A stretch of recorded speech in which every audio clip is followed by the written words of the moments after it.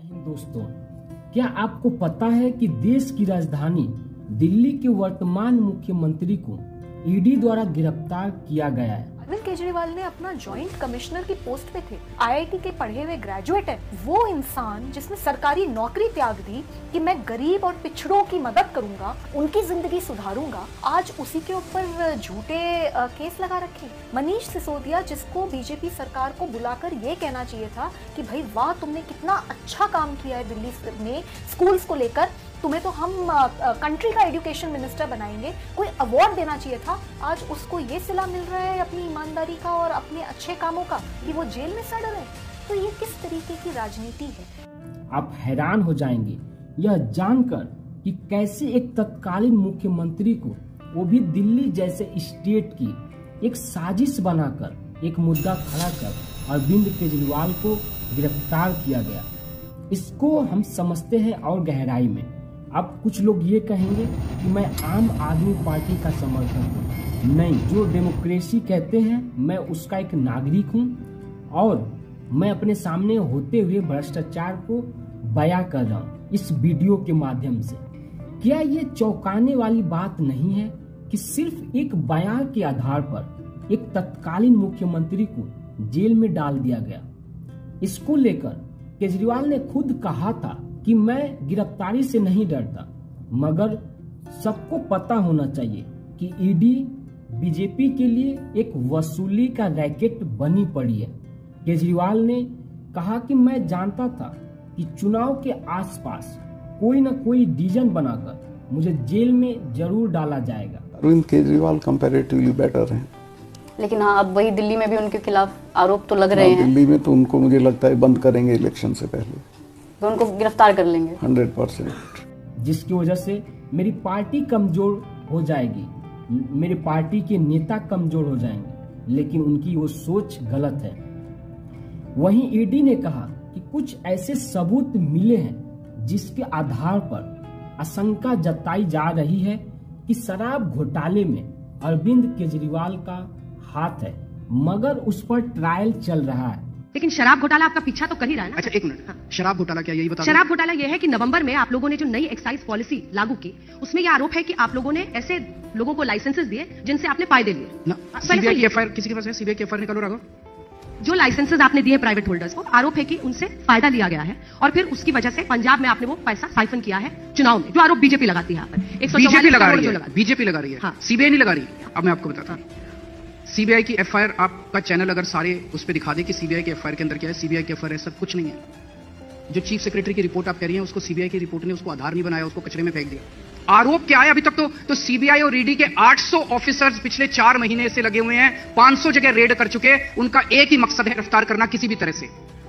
उनका मकसद क्राइम की इन्वेस्टिगेशन करना नहीं है, क्योंकि कुछ क्राइम हुआ ही नहीं है। जरा आप सोचिए, ऐसे में तो किसी को भी प्रेशराइज कर उसका बयान लिया जा सकता है और किसी के बयान पे किसी को जेल में डाला जा सकता है। शरद चरण रेड्डी, जो पीठ के दर्द के नाम पर उनको बेल मिल जाती है, वो बाहर आकर सरकारी गवाह बनता है और इनकी कंपनी 50 करोड़ का जो है चंदा बीजेपी को देती है और बीजेपी ले भी लेती है। केजरीवाल ने कहा कि मेरे पास एविडेंस है। ईडी जो है वो बीजेपी का एक रैकेट है जिसका रिमोट कंट्रोल बीजेपी के हाथ में। जिस प्रकार से मनी ट्रेल साफ साफ दिखाई दे रहा है। और ईडी के वकील ने कहा है कि गोवा में जो चुनाव हुआ था उसमें आम आदमी पार्टी ने जो पैसा खर्च किया है वो एक साउथ ग्रुप ने हवाला के जरिए दिया। इसकी एक चैन है, मगर सच्चाई क्या है वो हम आपको बताते हैं। देखिए, गोवा चुनाव में जो सबसे ज्यादा पैसा खर्च किया वो तृणमूल पार्टी ने खर्च किया, जो कि लगभग 47 करोड़ था।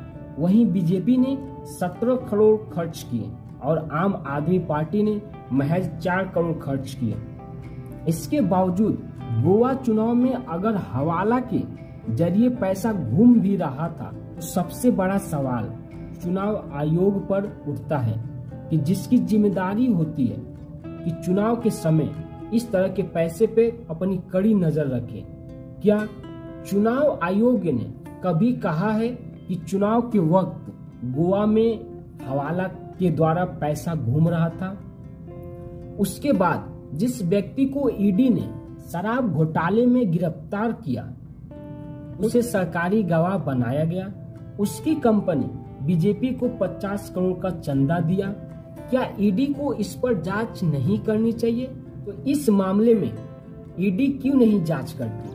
अब सुनिए, क्या आपको यह बात पता थी कि सैटेलाइट एक्सपेक्ट्रम की नीलामी होनी थी? भारतीय एंटरप्राइजेज कंपनी नहीं चाहती थी कि नीलामी हो, लेकिन सरकार ने नीलामी की नीति ही बदल दी। भारतीय एंटरप्राइजेज नीति बदलने से पहले 100 करोड़ का चंदा बीजेपी को दिया।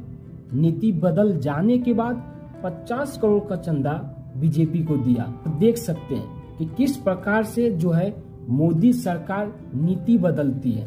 क्या इन चीजों को ईडी देखना चाहेगी कि कहीं 150 करोड़ की रिश्वत खाई तो नहीं गई? क्या ईडी में जरा सा भी साहस है? ऐसा वो कर सकती है? देखिए, 100 बात की एक बात, भ्रष्टाचार के सहारे ईडी के नाम पर अपोजिशन पार्टी को और उनके लीडर्स को तोड़ा जा रहा है, उनका खात्मा किया जा रहा है। हमारे ऊपर अरविंद केजरीवाल जी कह रहे थे सारी एजेंसीज इनके पास है। मेरे को 24 घंटे के लिए सीबीआई और ईडी दे दो, आधी से ज्यादा बीजेपी जेल में ना हो तो मेरे को कह देना। लेकिन जो बीजेपी के साथ आते हैं उनके केस जो है वो बंद हो जाते हैं। सीबीआई ने प्रफुल्ल पटेल के भ्रष्टाचार के आरोप को बंद कर दिया। अजीत पवार बीजेपी में शामिल हो गए, जिसपे बीजेपी ने खुद लगाया था कि 70,000 करोड़ का घोटाला अजीत पवार ने किया है। अब वो उप मुख्यमंत्री बन गए बीजेपी के द्वारा।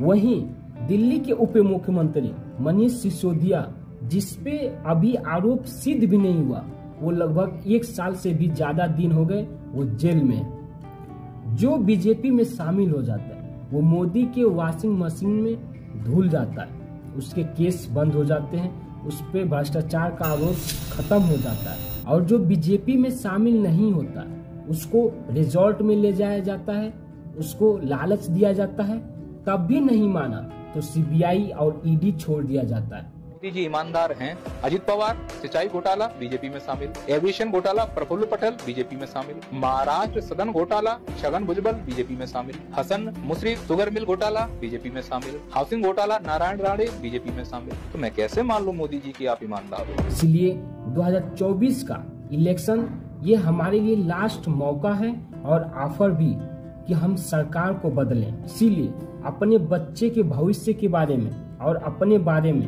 अगर कुछ बदलना चाहते हैं तो इस बार बदलाव बहुत जरूरी है। जय हिंद।